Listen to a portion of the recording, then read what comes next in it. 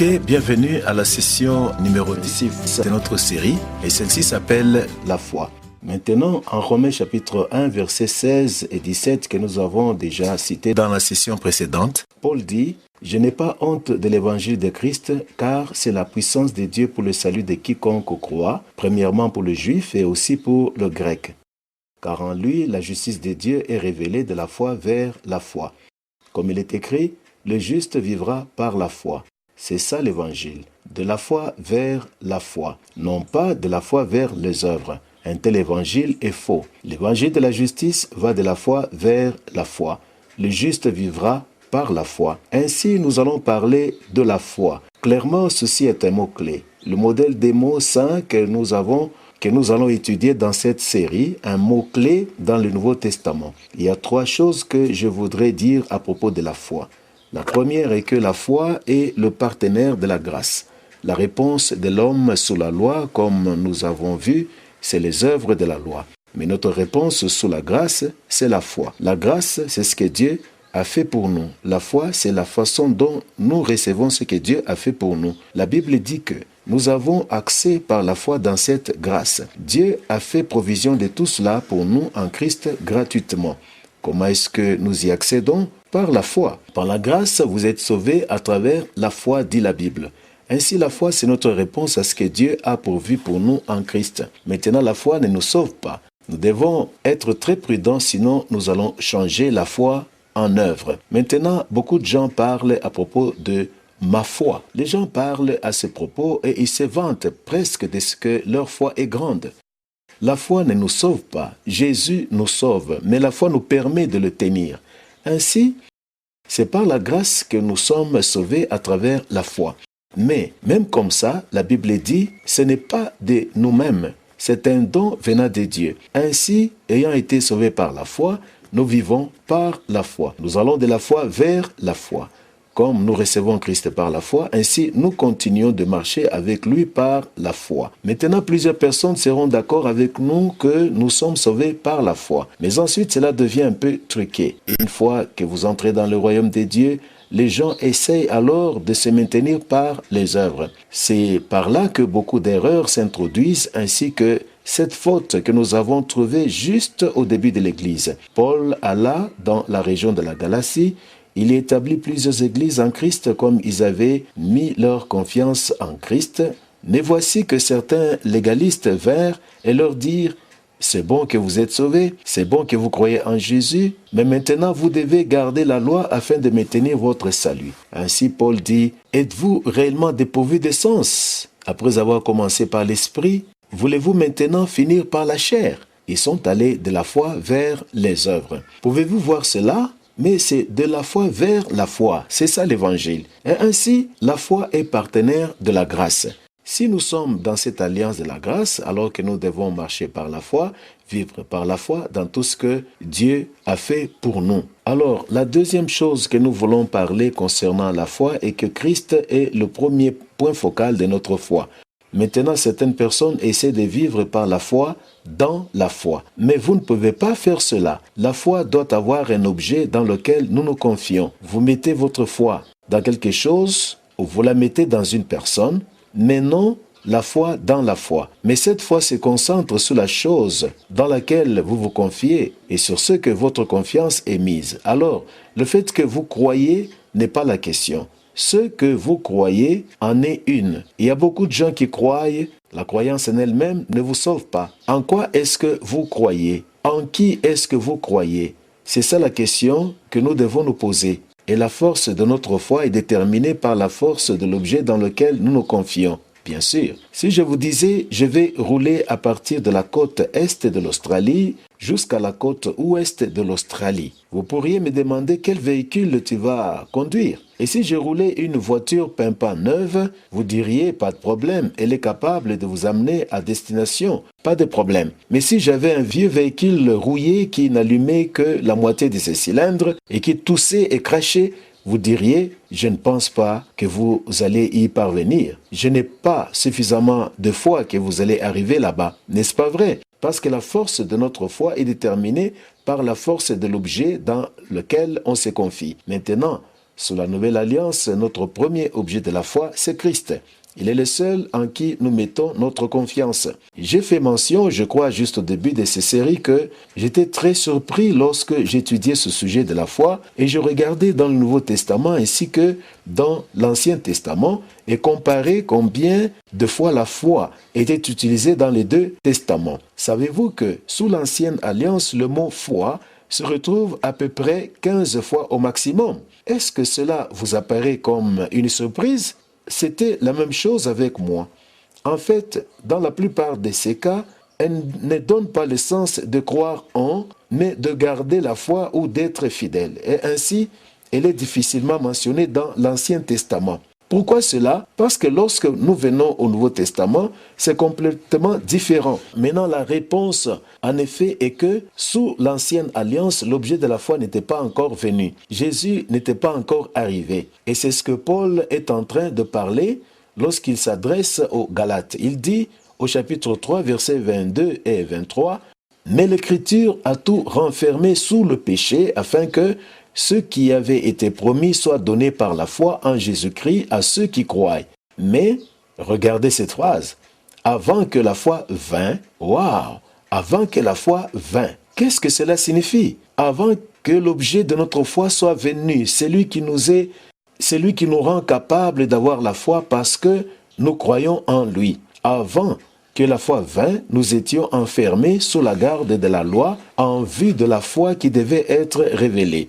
Et ainsi, l'ère de l'Ancien Testament n'était pas réellement une ère où vous pourriez parler de la foi, mais de l'espérance, une attente de celui qui devait venir. Mais nous sommes en train de vivre dans une dimension et une ère de la foi parce que Jésus est venu. Maintenant, lorsque nous passons au Nouveau Testament, qui est seulement presque le 1/4 du volume de l'Ancien Testament, nous voyons que 115 versets dans le Nouveau Testament nous enseignent que lorsqu'une personne croit, ici c'est le verbe croire, en Jésus, elle est sauvée, elle a la vie éternelle, elle est justifiée, ou quelque chose qui signifie la même chose, juste par le fait de croire. Non pas croire et non pas Christ plus, vrai, tout juste Jésus. Quiconque croit en Jésus sera sauvé. 115 fois. Alors, en plus de cela, il y a 35 versets qui disent qu'une personne est sauvée, justifiée ou devient juste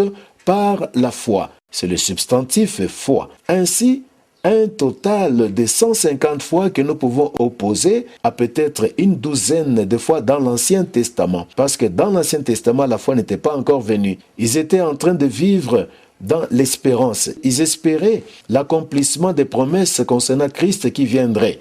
Pour le moment, il est déjà venu et nous nous reposons dans ce qu'il a fait pour nous à la croix. Il apparaît que des 150 fois, plus de la moitié des cas, à peu près 86 fois dans l'évangile de Jean, nous lisons à propos, il apparaît que des 150 fois, plus de la moitié des cas, à peu près 86 fois dans l'évangile de Jean, nous lisons à propos de croire en Jésus. C'est pourquoi je vous ai dit l'autre jour que le mot croire est un mot-clé dans l'évangile de Jean. Vous pouvez le voir. Maintenant, dans chacun de ces versets, notez aussi, s'il vous plaît, qu'il n'y a aucune autre condition attachée, rien n'est mélangé avec ni ajouté à la foi comme première exigence pour le salut. Ce n'est pas la foi plus baptême, ce n'est pas la foi plus le paiement de la dîme, ou la foi plus le sabbat, ou la foi plus les œuvres, ou la foi plus l'obéissance. C'est la foi en Jésus. Une fois que vous dites la foi plus, vous déplacez le point focal de Jésus et le remettez sur nous-mêmes. Mais c'est plutôt mettre toute la confiance en Jésus. S'il y avait quelque chose d'autre que nous devions faire, alors le brigand sur la croix n'aurait jamais été sauvé. Jésus dit, aujourd'hui même, tu seras avec moi au paradis. Il ne pouvait pas être baptisé car il était cloué à une croix. Il ne pouvait pas travailler, il ne pouvait pas servir, il ne pouvait pas offrir et il ne pouvait faire aucune de ces choses. Mais il crut en Jésus et il était assuré qu'il pouvait être avec lui dans le paradis. Ainsi donc, notre foi n'est pas dans la Bible. Maintenant, ces déclarations pourraient vous surprendre. Mais clarifions juste ce que nous voulons dire ici.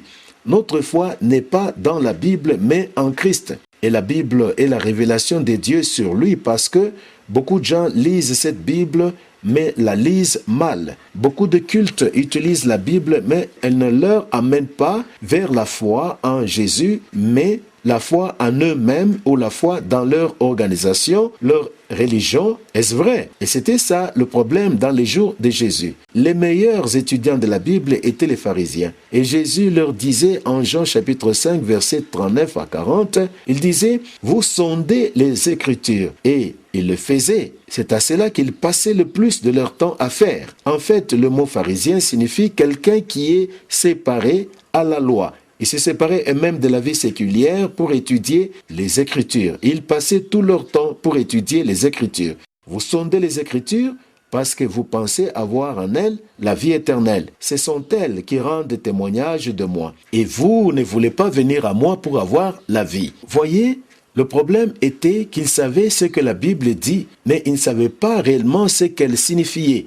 Ils savaient ce qu'elle disait, mais ils ne connaissaient pas son message. En fait, ils pouvaient faire des citations, quelques-unes des livres entiers de la Bible verbalement, mais à quoi cela servirait-il si vous ne comprenez pas son message ainsi que sa signification? Le sens et le message de la Bible, c'est Jésus, et ils l'ont raté. Comme c'est triste, nous pouvons aller à l'école biblique et être très instruits, passer 4 ans à l'école biblique pour étudier la Bible et en sortir avec toute cette connaissance et cependant ne pas comprendre que tout cela concernait Jésus. Cela ne nous a pas approchés près de lui. Nous avons reçu la connaissance des doctrines, la connaissance des règles et commandements, ainsi de suite, mais non la connaissance de Jésus. Cela est triste.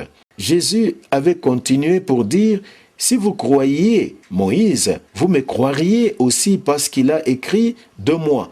Mais si vous ne croyez pas à ses écrits, comment croirez-vous à mes paroles? Et ainsi là est la clé pour comprendre l'ancienne alliance et cela revient à connaître que tout est à propos de Jésus. Même ce que Moïse avait écrit, même ce que les prophètes avaient écrit, tout cela pointait vers Jésus. Il est la clé maîtresse et donc, il est le premier point focal de notre foi. Et si nous ne comprenons pas cela, nous allons la convertir en un livre des règles et cela vous découragera. Vous seriez découragé parce que vous ne pourrez pas garder les règles. J'avais entendu l'histoire d'un homme qui formait un autre homme comme disciple et il disait, c'est comme ça que vous lisez la Bible. Quand vous lisez à travers et vous voyez un commandement, il dit, ce que je fais est que je mets la lettre minuscule C dans la marge comme étant un commandement. Lorsque je vois une promesse, je mets la lettre P en minuscule dans la marge et fais cela, tu seras OK. Alors il fait cela et presque un mois après, il se retrouva avec l'homme et lui dit, comment progresse votre lecture de la Bible? Il répondit, j'ai abandonné. Il dit, pourquoi? Il lui dit, je suis devenu malade de C. Il y a tant de C, donc trop de commandements. Si vous la lisez de cette façon-là, vous la lisez comme un livre de règlements et vous allez simplement abandonner, vous ne pourrez le faire. Mais oui, c'est une image de la justice de Dieu. Mais Jésus a accompli cette justice. Maintenant, il est le premier point focal de notre foi. Et ce livre est une révélation incroyable de Jésus. Ainsi, la foi biblique véritable regarde à Jésus. C'est pourquoi j'aime cette explication crostiche du mot « faith » ou « la foi ». Oubliant le tout, je crois en lui. C'est ça la foi. C'est une bonne définition, n'est-ce pas? Oubliant le tout, je crois en lui. Et pour ceux qui croient en Jésus, il lui accorde une très grande valeur. Pierre disait ceci, à vous qui croyez, il est précieux. Ce qui est précieux,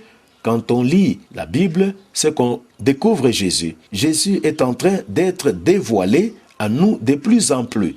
Il est en train d'être révélé à nous à travers les Écritures et il est le pain de vie. Il est celui qui nourrit notre âme. Il nous nourrit et nous soutient. Et comme nous découvrons de plus en plus les richesses de Jésus, il devient de plus en plus précieux à nous.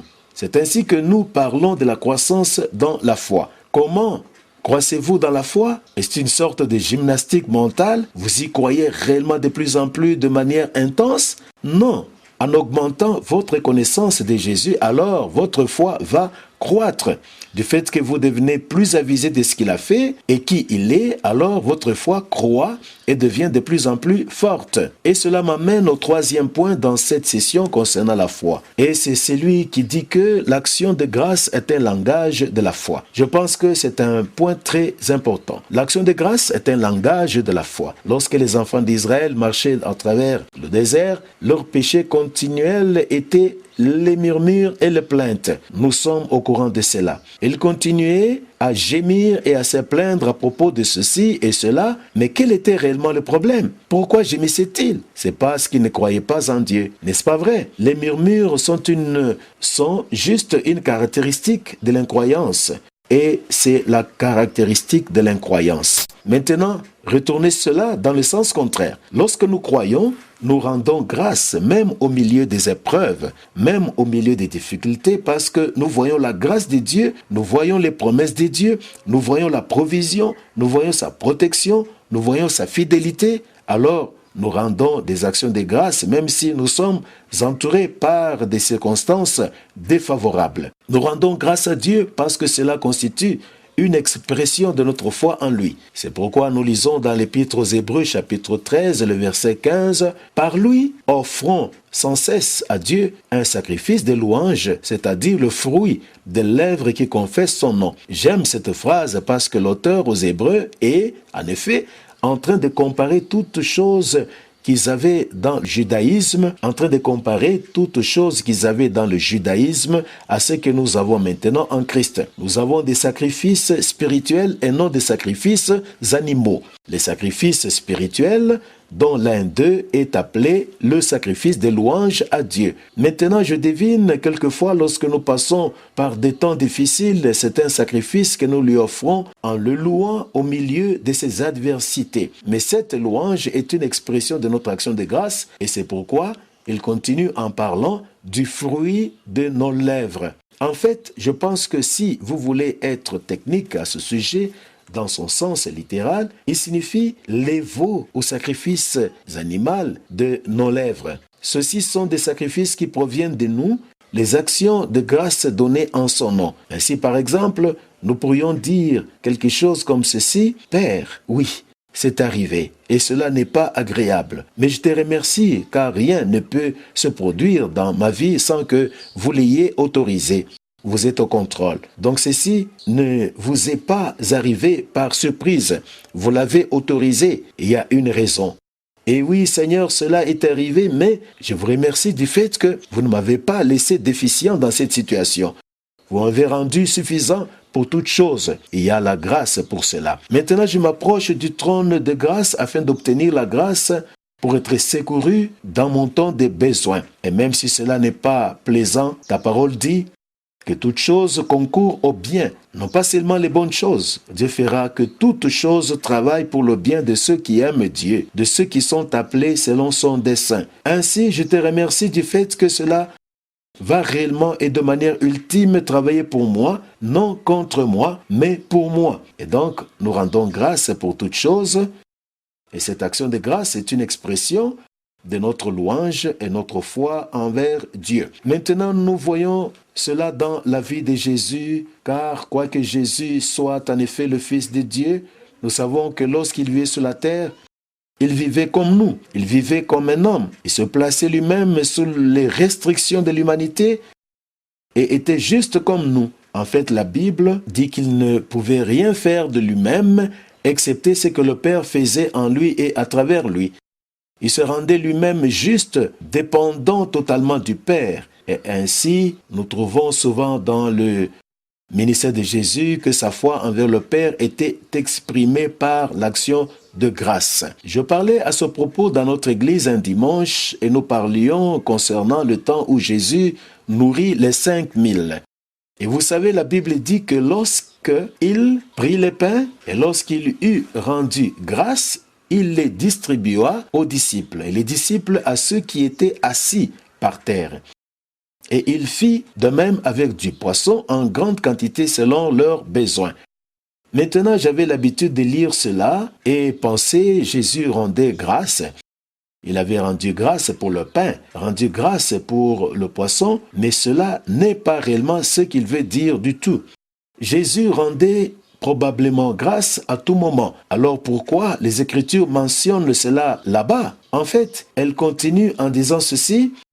D'autres barquettes venaient de Tibérias, près de la place où ils avaient mangé du pain après que le Seigneur eut rendu grâce. Savez-vous ce que je crois que cela veut dire? Je suis modérément confiant que ce qui est dit est que Jésus se trouvait ici dans une situation telle qu'il y avait des milliers et des milliers de personnes dans le désert. Ils étaient tous affamés, ils avaient été avec lui pendant longtemps. S'ils n'avaient pas mangé, certains d'entre eux allaient mourir, ils n'allaient pas être capables de se maintenir. Et tout ce qu'ils avaient, c'est 5 pains et 2 poissons. Et Jésus regarda au Père et dit, « Bon, merci Père, tu savais tout concernant cette situation. Tu sais ce dont on a besoin. Alors, ce n'est pas notre problème, c'est ton problème. Et je te remercie du fait que tu es au contrôle ici. » Et au moment où il a brisé le pain et a commencé à le distribuer, alors il a juste continué à se multiplier et c'était le miracle.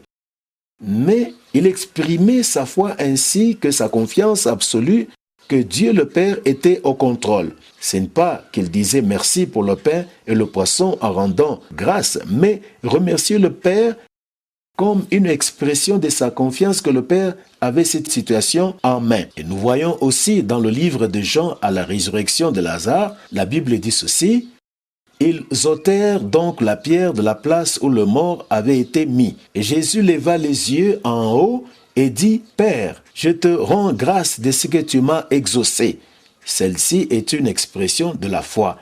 C'est une action de grâce. Voyez que Jésus est notre exemple. Comme il vécut dans la dépendance au Père, ainsi nous vivons dans une confiance absolue en lui et nous vivons une vie de dépendance en lui. Et il rendit grâce au Père, car le Père allait faire quelque chose de surnaturel dans cette situation-là. Ainsi, nous exprimons notre foi d'une manière similaire. La Bible dit, en toutes choses, rendons des actions de grâce, car cela est la volonté de Dieu en Christ Jésus à notre égard. Cela devient un style de vie d'action de grâce continuelle. Non pas rendre grâce à Dieu après qu'il ait fait quelque chose. C'est plutôt remercier Dieu juste au début du problème ou du besoin, sachant que toute chose se trouve dans ses mains et sous son contrôle, et donc on peut lui faire confiance. En toute chose, rendez des actions de grâce. Il nous a rendu suffisants pour toute chose, comme la Bible dit, lui qui n'a point épargné son propre fils, mais l'a livré pour nous tous, comment ne nous donnera-t-il pas aussi toute chose avec lui? Nous rendons grâce à Dieu pour cela. C'est ça la vie chrétienne. Je me souviens dans ma propre expérience, il y avait un temps, en fait, je connais quand cela a été, je sais où cela eut lieu, je pourrais vous y amener là où quelque chose de dramatique changea dans ma vie. Lorsque je me trouvais dans une situation adverse, je pouvais normalement juste que me plaindre et gémir, avoir une bonne prise sur la situation. Et Dieu parla à mon cœur très clairement et il dit, t'avais-je jamais mis dans une situation sans que je ne te donne les ressources pour l'affronter? En d'autres mots, t'ai-je jamais laissé déficient dans cette vie? Ou t'ai-je rendu suffisant pour toute chose? Waouh, cela était comme un défi pour moi. Il changea entièrement la manière dont je considérais l'adversité. Je ne dis pas que je suis parfait, je ne suis pas en train de dire que j'ai déjà tout réuni, mais je peux vous dire ceci, cela changea dramatiquement la manière dont je considérais les difficultés. Et alors, au lieu de me plaindre par la grâce de Dieu, j'apprends comment rendre grâce de plus en plus au milieu de ces situations dans lesquelles je ne suis pas au contrôle, tout en sachant qu'il est au contrôle et que sa grâce est suffisante pour moi dans cette situation-là. Paul dit aux Colossiens, « Ainsi donc, comme vous avez reçu Christ Jésus, marchez en lui de cette manière. Maintenant, comment l'avez-vous reçu? Par la foi. Vrai? Nous entrons dans cette vie chrétienne par la foi en croyant à l'Évangile. Comme vous l'avez reçu, continuez ainsi de marcher en lui de cette manière étant enracinés et édifiés en lui et établis dans la foi, comme vous avez été enseigné, abondant en lui avec quoi? Action de grâce. L'action de grâce est une expression, une déclaration de notre foi en Dieu. Une autre portion d'écriture, comme nous terminons cette session, donc, nous devons offrir des supplications, c'est-à-dire au moment où nous apportons nos besoins à Dieu dans la prière. La prière, ce n'est pas donner des ordres à Dieu. Dieu fait ceci, Dieu fait cela. Ce n'est pas donner à Dieu des instructions à faire dans la journée. Je pense quelquefois les gens apportent à Dieu toute une liste des emplettes à faire au supermarché. Fais ceci, ceci, et je veux cela, et je veux que ceci m'arrive. Cela n'est pas la prière. La prière, c'est apporter à Dieu nos besoins avec action de grâce. Dieu, je t'apporte ceci. Tu le réalises selon la façon dont tu trouves bon de le faire. À toi de décider. Tu es souverain. Tu sais ce qui est meilleur, mais je t'apporte ce besoin avec action de grâce, car tu vas faire au-delà en abondance, au-dessus de tout ce que je peux demander ou penser. Continuant dans la prière avec persévérance, étant vigilant, en veillant en elle avec action de grâce. C'est une phrase intéressante, n'est-ce pas? Lorsque vous venez pour prier, soyez même vigilant dans vos prières pour que vous ne tombiez dans le piège de prier d'une façon erronée, d'une façon non biblique, d'une façon qui n'est pas honorable à Dieu, étant vigilant en elle avec action de grâce. Quand vous priez, remerciez le Seigneur, car sa suffisance est la vôtre suffisance. Amen. Donc, la foi, c'est notre réponse à ce que Dieu a initié pour nous. Dieu a fait tant de choses pour nous. Il a fait de grandes provisions pour nous et nous entrons dans la jouissance de cela au moment où nous croyons en lui, quand nous nous confions en lui et lorsque nous avons la foi dans ses merveilleuses promesses. Amen.